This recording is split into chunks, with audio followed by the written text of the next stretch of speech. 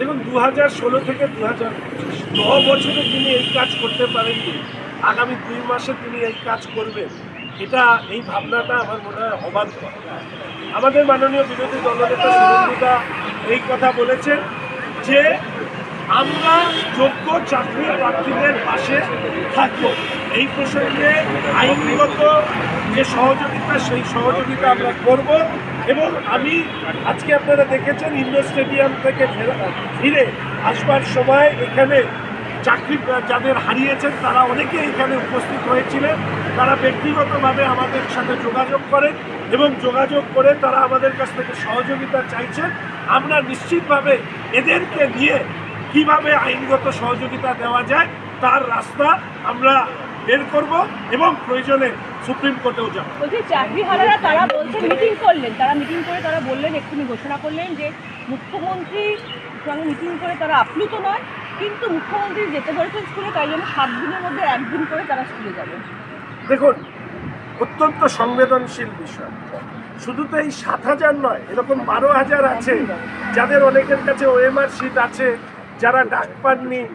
এই সিদ্ধান্তগুলো আমার মনে হয় যারা চাকরি হারিয়েছেন তাদেরই নেওয়া উচিত। এক্ষেত্রে আমাদের প্রতিক্রিয়া দেওয়ার বদলে তাদের সিদ্ধান্তকে আমাদের সম্মান দিয়ে এদের মধ্যে যোগ্যদের তালিকা সেটা যাতে সরকার সুপ্রিম কোর্টে জমা দেয়, তার জন্য রাজ্য সরকারের উপরে চাপ সৃষ্টি করা, সেই চাপ সৃষ্টি করার কাজটা আমরা করি।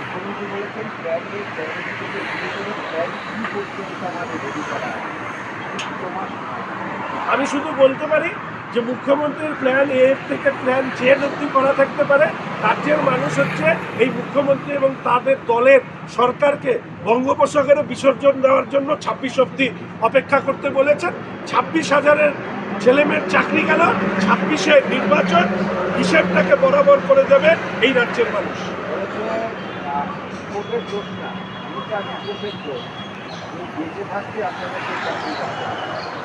এক মুখ হচ্ছে মুখ আর মুখস্থ অভিষেক আর মমতা দুজনে, এই দুজনের কারণেই তো আজকে এই পরিস্থিতি তৈরি হয়েছে। বস্তায় বস্তায় করে টাকা ওনার পরিবারের কাছে পৌঁছেছে, ওনার দলেরই এজেন্টদেরকে ডেকে নিয়ে এসে উনি এই চাল আর কাপড়ের মাছার কাজটা করতে পারবেন। ফলে এই ধরনের সিনেমার ডায়লগ না দিয়ে এই 9 বছরে উনি বিচার ব্যবস্থার কাছে বর্ষর কী কী কাজ করতে পারতো আর করেনি, সেইগুলো নিয়ে ছাত্রছাত্রীদের চাকরি যারা হারিয়েছেন তাদের কাছে বললে মনে হয় সেটা অনেক প্রাজ্বল হতো।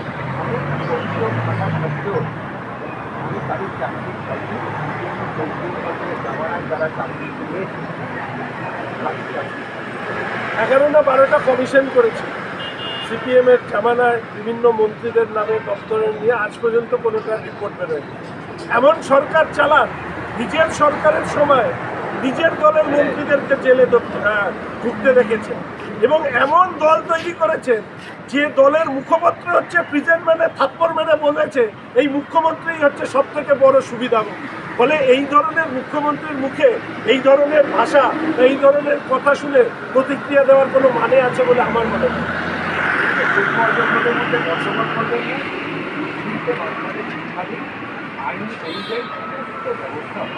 ওনার ভয় অযোগ্যদেরকে নিয়ে অনেক বেশি, কারণ অযোগ্যরা জানে যে তাদের মাধ্যমে কত টাকা দিয়ে এই চাকরিগুলো পেয়েছে। আজকের দিনে দাঁড়িয়ে তাই অযোগ্যদের আশ্বস্ত করবার চেষ্টা করেছে। আরেকটা জিনিস আমি নিশ্চিতভাবে বলবো যে প্রত্যেকটি স্কুলে তৃণমূলের শিক্ষা সেল রয়েছে। শিক্ষা সেলে এই যে 26,000 হয় শিক্ষক যারা এই সময়কালে জয়েন করেছে, আজকের দিনে দাঁড়িয়ে তারা নির্দিষ্টভাবে হয়তো তাদের বেশিরভাগ অংশই এই শিক্ষা সেলের সাথে যুক্ত ছিলেন। এই তৃণমূলের হয়ে, এই মমতা ব্যানার্জির হয়ে তারা রাস্তায় দাঁড়িয়ে ভোটের প্রচার করেছেন, ভোটের জন্য লড়াই করেছে। আজকে সেই দলের জন্য এরা রাস্তায় এসে পড়েছে। তাই একটি কথা সবসময় আমরা বলি যে সৎ সঙ্গে স্বর্গবাস আর অসৎ সঙ্গে নরকবাস। তৃণমূলের সঙ্গ মানে নরকবাস, এই রায় আরেকবার তা প্রমাণ করে।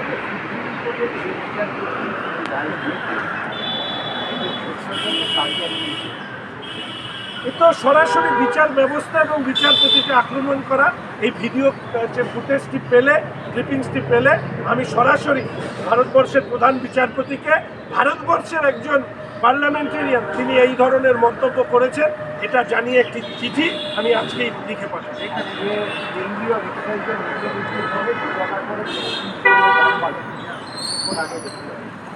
এই ব্যাপারে নির্দিষ্ট মন্ত্রক এবং যারা দায়িত্বে আছেন তারাই করবেন।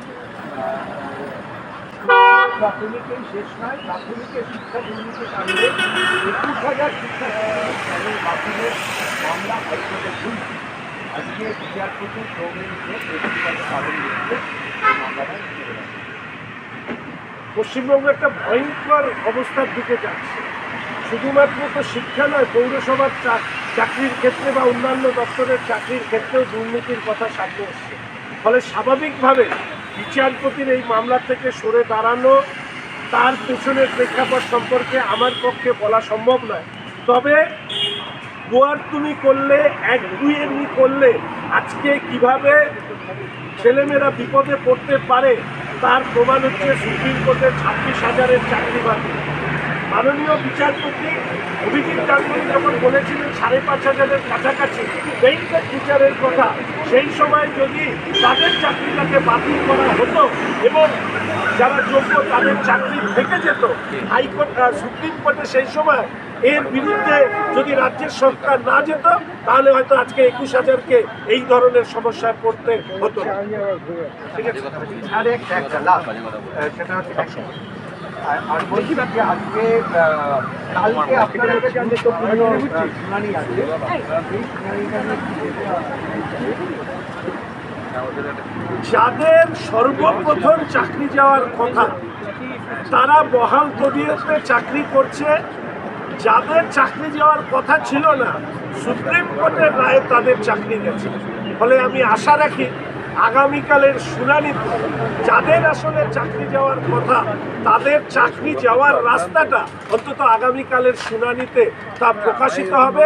এবং আমার বিশ্বাস এর আগেও চাকরি দুর্নীতির দায়ে একজন মুখ্যমন্ত্রী জেলে গিয়েছেন এবং আমরা সবাই আশা করি, ভরসা রাখি যে এই রাজ্যের মুখ্যমন্ত্রীকেও সেই পথে যাতে যেতে হয় সেই আশায় অন্তত পশ্চিমবঙ্গের মানুষ অপেক্ষা করছে। বলছি আজকে আপনারা একটা দেখা করেছে যে কারা কারা চাকরি পেয়েছে, কোন পরিবারের কিছু নাম যেগুলো সামনে এসছে সেগুলো প্রকাশ করা হয়েছে। প্রয়োজনে এই সময়কালে আরও বেশি কিছু নাম হয়তো ভেসে আসবে যারা সরাসরি তৃণমূলের পরিবারের সাথে যুক্ত, চাকরি পেয়েছে, এই তালিকায় এসছে। এদেরও নাম যাতে স্বর্ণাক্ষরে লেখা থাকে পশ্চিমবঙ্গের শিক্ষার ইতিহাসে, তার জন্য এটাকে ব্যবহার করতে হবে। অযোগ্যদের তালিকায় ছিল, ওনার দলের লোকরা টাকা খেলে, ওনার দলের লোকরা ওয়েমার শীত করালো, ওনার দলের লোকরা মিনারুটে নষ্ট করলো আর চক্রান্ত করলো অন্যেরা।